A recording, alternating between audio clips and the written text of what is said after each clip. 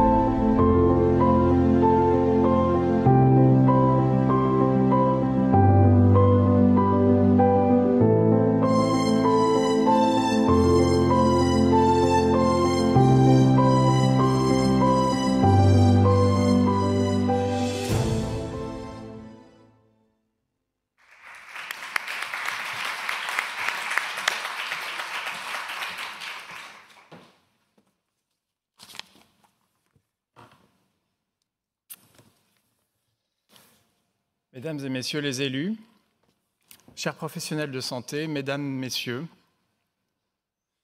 en tant que président des activités Digital Publishing d'Europa Group, j'ai le plaisir et l'honneur de vous accueillir aujourd'hui pour l'ouverture de ces assises du maillage officinal organisées sous l'égide de notre groupe. Je vous remercie tous pour votre présence et je tiens à remercier nos soutiens, Caisse d'épargne, CSL Securus, GIFAR, IGE 31, PharmuPP, PSP Pharma, Rich Conseil et UPSA. Je voudrais aussi remercier nos partenaires, l'Association nationale des étudiants en pharmacie de France, la Caisse d'assurance vieillesse des pharmaciens, Fédergie, la Chambre syndicale des groupements et enseignes de pharmacie, la Fédération des syndicats pharmaceutiques de France, ACUIA, Pharma Système Qualité et l'Union des syndicats de pharmaciens d'officine. Sans tous ces soutiens et ces partenaires, rien de cette mobilisation n'aurait pu avoir lieu. Ces assises s'ouvrent dans un contexte d'alerte. Le maillage officinal, cette présence précieuse, presque unique en Europe, d'un réseau de santé territorial, universel et accessible, est triplement fragilisé. Par la désertification progressive des territoires, par la pression économique croissante sur les officines et par une crise d'attractivité de la profession. Les signes sont nombreux, fermeture, zone blanche, difficultés de transmission. Le risque est réel, le temps presse et nous n'avons plus le droit d'attendre. Mais cette journée ne sera pas celle du constat, elle sera celle du mouvement. Le livre blanc que nous vous présentons aujourd'hui est un outil concret, opérationnel, fruit d'un travail collectif, réunissant professionnels, syndicats, élus et acteurs de terrain. Sans attendre de grandes réformes immédiates, il propose des mesures activables immédiatement par les ARS, les collectivités et tous les partenaires du maillage officinal. Surtout, il porte une conviction. La pharmacie ne doit plus être vue comme un simple point de vente. Elle est, et elle doit être reconnue comme un acteur à part entière de santé publique. Une plateforme de service, un pilier de proximité, un levier de résilience territoriale. C'est pourquoi nous appelons à la construction d'un nouveau contrat articulé autour de 3 dimensions essentielles. Un contrat économique pour assurer la viabilité du modèle officinal, un contrat social et sociétal pour faire face aux vulnérabilités croissantes, un contrat équitable pour garantir à tous, partout, un accès humain rapide et juste à la santé.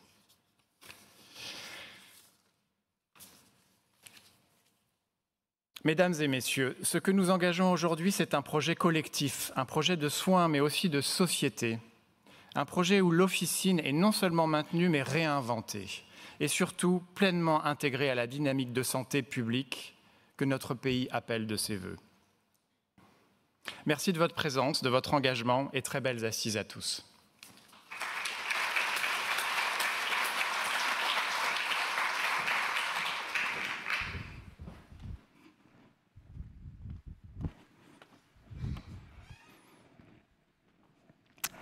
Merci Julien. Mesdames et messieurs, je vous souhaite à mon tour la bienvenue à cette grande première et vous remercie pour votre présence à nos côtés. Il y a pratiquement un an, jour pour jour, le Moniteur des pharmacies publiait un numéro spécial consacré au maillage pharmaceutique. Pourquoi ? Parce que le maillage constitue une grille d'analyse pertinente pour comprendre comment les pharmacies occupent le territoire, comment elles répondent aux besoins des populations et comment elles contribuent à la cohésion des espaces de vie. S'y intéresser, c'est pour nous questionner la capacité du système de santé à assurer ses missions dans un contexte de vieillissement, de désertification médicale, de transformation des pratiques et de fortes attentes en matière de proximité et de continuité des soins. Bref, au fur et à mesure qu'on élaborait ce travail, ce numéro spécial, nous avons vite compris qu'à travers nos convictions, nos valeurs, on dépassait le simple cadre de l'intérêt journalistique qu'on peut manifester pour un sujet donné. C'était clairement un engagement qui prenait forme sous nos yeux. C'est de cet engagement qu'est née l'idée de donner la parole à celles et ceux qui dessinent le paysage officinal, qui l'imaginent en se servant d'hier et d'aujourd'hui pour le préparer, le propulser vers demain, qui l'aide à se structurer, se développer, qui l'inspire et même qui le challenge.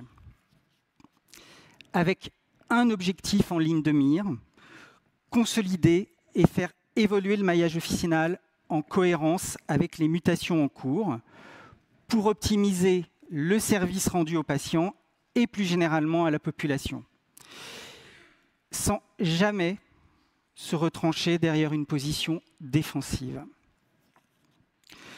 De cette réflexion collective sont nés un livre blanc, Julien Kouchner vient de l'esquisser, et nous pourrions même dire un livre blanc, tant la parole a été libre. Un livre blanc est cette journée que nous allons vivre ensemble. Une journée pendant laquelle nous accueillerons M. Guillaume Garot, qui est auteur d'une proposition de loi sur les déserts médicaux et député d'un département rural qui est la Mayenne. Alors, très honnêtement, nous devions accueillir deux personnalités politiques, dont l'une, pas des moindres, le ministre chargé de la Santé et de l'accès aux soins.